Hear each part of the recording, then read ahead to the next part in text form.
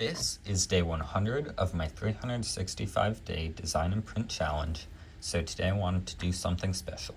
I'm giving myself 24 hours to design and build a BattleBot from scratch. Here I have a pile of electronic components including N20 motors, microcontrollers, and servos, which would be perfect for a ferryweight style BattleBot. So let's see what I can do in 24 hours. The idea with this design is a ferryweight style BattleBot, which is a BattleBot that weighs under 150 grams and fits within a 4-inch cube. So the idea here is a tank-driven body with a lifter arm on the front. So that's kind of what I'm designing here. And yeah. This is the design that I came up with. It uses a tank style to drive and a servo up here to lift an arm, which is kind of like a forklift. So this the side view, and then in here is the internals. So right here we have a battery, 2 N20 motors driving the tracks on the wheels. So we have the battery. I don't really know how the internals are going to look quite yet. And up front, I don't know exactly how I want the fork to look from the top. But besides that, this the overall shape that we're going for. A simple body with tank treads and a servo on top to lift an arm. I think we're ready to get into the CAD and see where this takes us. So here I am just sculpting rough shapes in Fusion 360, which is my CAD of choice, which is very important for my design process to see what I like. So it's been about an hour. I've got a couple designs made, but none of them look good. I'm really struggling with proportions, finding out what looks good. So I ditched the tank treads. I don't really want to do that. I switched to single wheels. This design kind of looks fine as like a ramp, but including the lifter arm just doesn't work. So I think I'm gonna ditch that. The new design I'm thinking of is just a singular ramp style with 2 wheels with a bottom plate to hold the electronics inside. The lifter arm was too complicated to get to work, but I feel like this is a good compromise. So the problem I'm seeing right now is if I make it a ramp, I have almost no internal space, which is going to be hard to put the batteries and motors inside. I don't know what I'm going to do. Honestly, I'm tempted to scrap the video and pretend I never had the idea to begin with. Actually, one thing, let's just ignore the size requirement. At this point, it's either ignore the size requirement or give up on the video. So let's just make it bigger. So I got back into designing, and I feel like this shape turned out way better than the previous few. This is what I have so far for the BattleBot. It's a ramp style with wheel cutouts. Motors will go in this cutout by the wheels, and then the rest will be cramped in.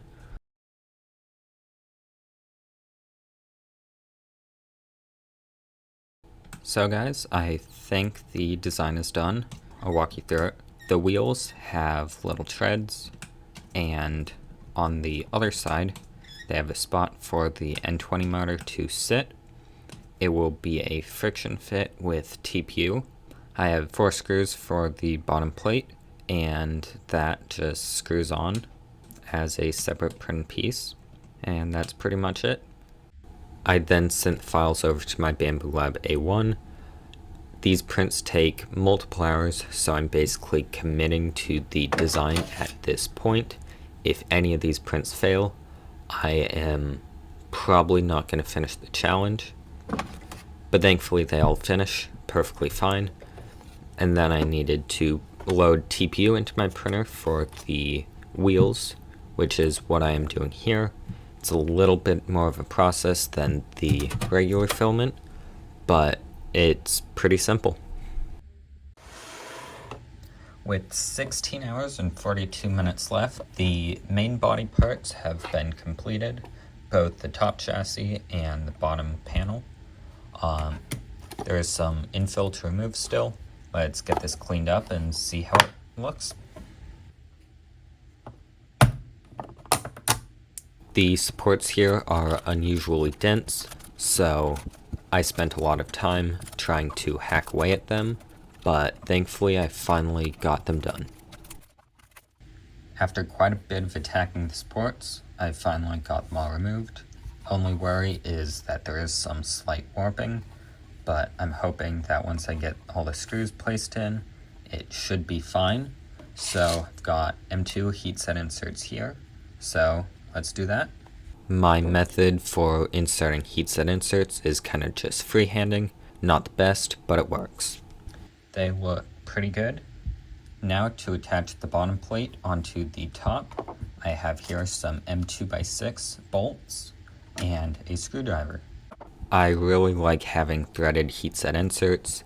They make screwing in a lot easier as I am screwing into actual threads rather than just raw plastic. Okay, and we have that bottom plate screwed on. 4 screws, 1 in each corner. And yeah, it does look like it cleaned up the warping a bit on the corners. Now to take the plate back off again to put the electronics inside. So here are the 2 motors. Both are N20 400 RPM motors, and they will just slide into these holes, and they're secured with a couple M1.6 screws. So yeah, that is the first motor secured in, pretty secure. Both motors are securely attached, both with plugs, so we should be good to go. So I think this is all of the assembling I'm going to do tonight. Here are the rest of the electronics that need to go into the body. Microcontroller, receiver, and motor driver. And I think tonight I'm going to work on the coding, as I am not really too familiar with C++, which is what the Arduino requires. So I'm gonna go figure out how to code it. Let's see how that goes. So here we are in Arduino IDE. This is a program I wrote about a little over a year ago. I have no idea how any of this works. I'm more familiar with Python, but this is the code that uses the receiver.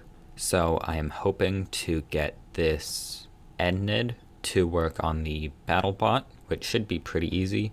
I gotta figure out what any of this means. Turns out coding wasn't actually that bad. It was pretty easy to remember. I've made a lot of progress on this BattleBot today, from designing the entire body, printing everything, and mounting motors and heat set inserts. I have the wheels printing currently, so I'll attach those tomorrow.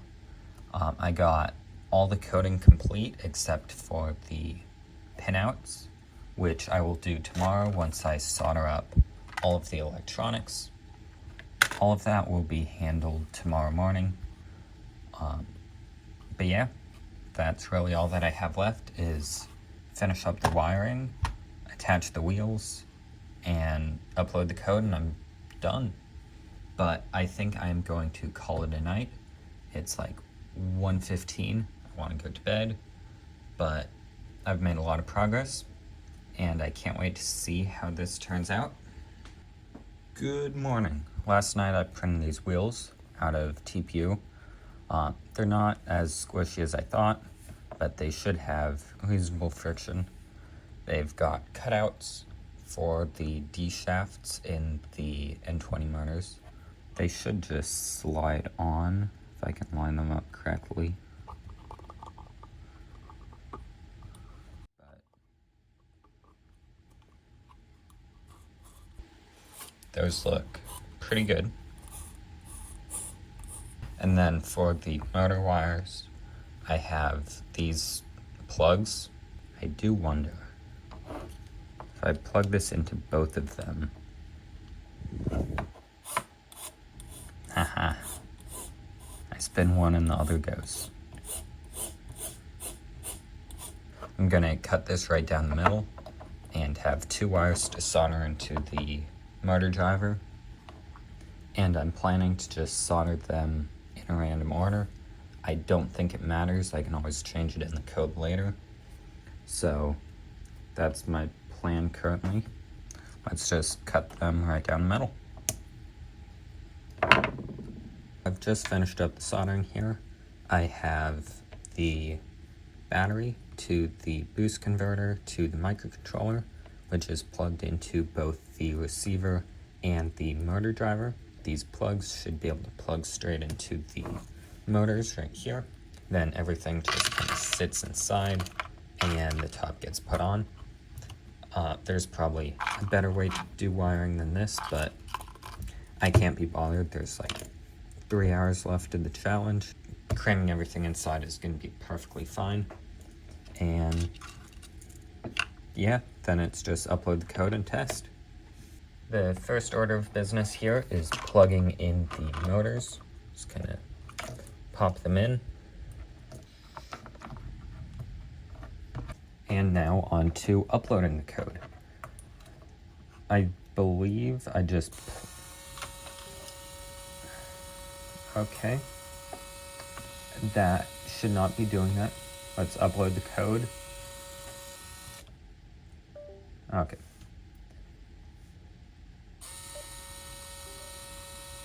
This should not be doing that. Oh, you know what? No, those are set to 0. Let's find this real quick. Welcome to HTX.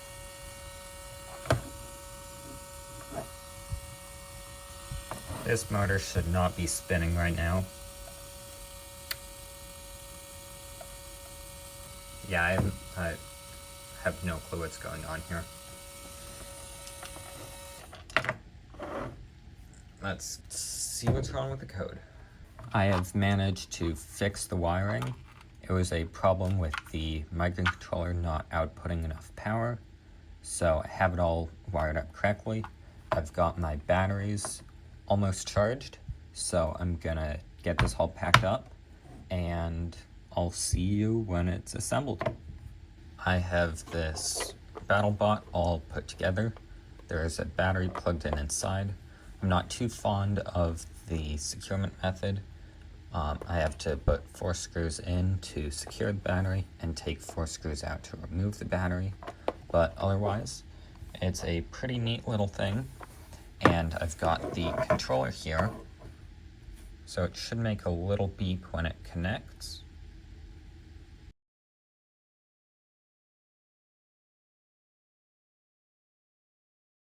This is the downside of having it all in a container. You don't know if it's gonna work. Like, the moment I start unscrewing it to figure out if it's alright, it's gonna connect.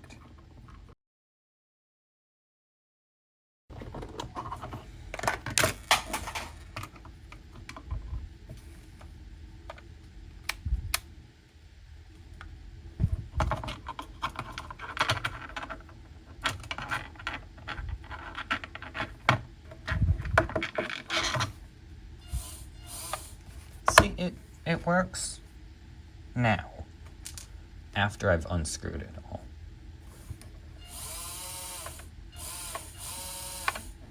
It's baloney.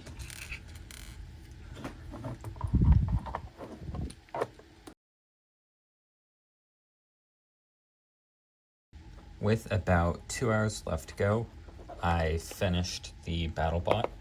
All the electronics are inside, powered on, and my controller right here. I've not seen it drive yet. This is the first time I'm powering it on. Aha. Then it can reverse too. This is awesome. Then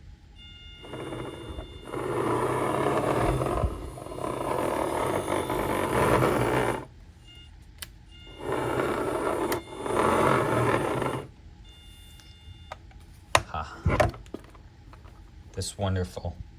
Altogether, I think this is a success. I think it's great. There are a couple problems between wiring and design, but altogether, I'm really excited at how far it's come along in less than 24 hours. And I think I'm definitely going to continue building BattleBots. I might just remake this one with what I've learned and make it better. Currently it's about 165 grams, which is 15 over the 150 gram ferry weight BattleBot limit, and it's a little bigger, but there's a lot of empty space. I think I can definitely get it to competition specs, and maybe I go find a competition. But yeah.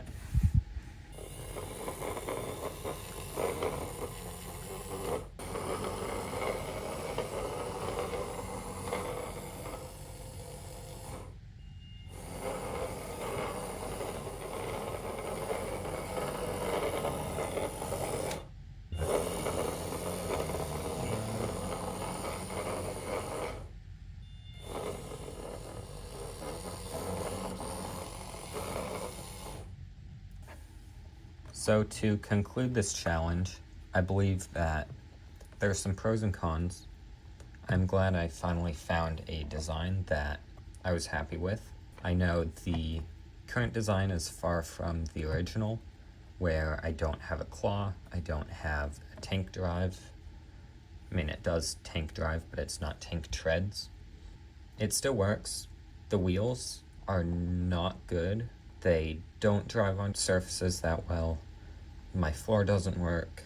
This table hardly works.